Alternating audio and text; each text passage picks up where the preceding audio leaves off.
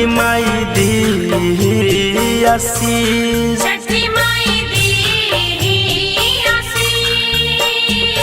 तोहरे हवे ललनवा, छठी माई दी आशीष, छठी माई दी आशीष। सीमावा पर रहेले सजनवा, छठी माई दी आशीष, छठी माई दी आशीष।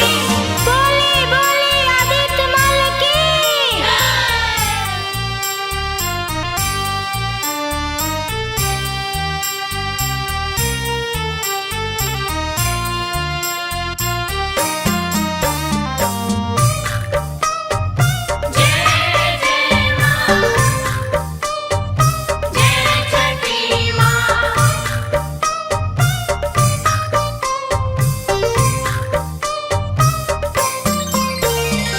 लागल लड़ैया बलम दूर देश हो, सही सलामत उनके रखी हरमेश हो।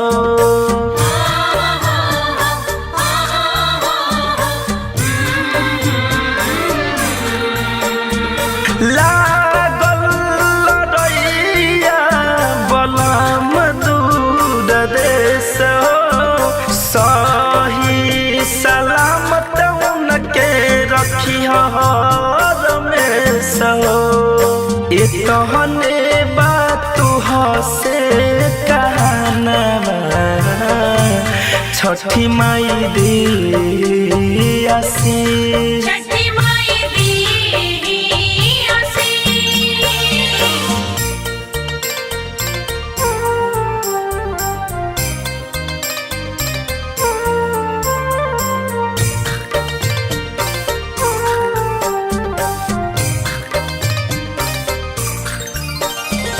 बोली बोली छठी मैया की।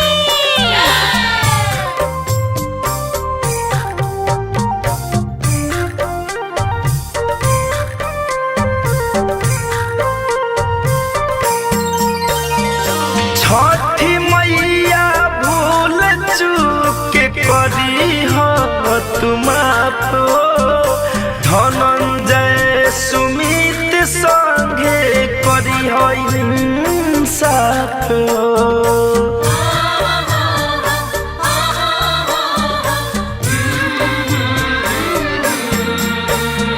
छठी मैया भूल चूक करी हो तू माफ हो, सरोज मनीष संगे करी हो इंसाफ हो।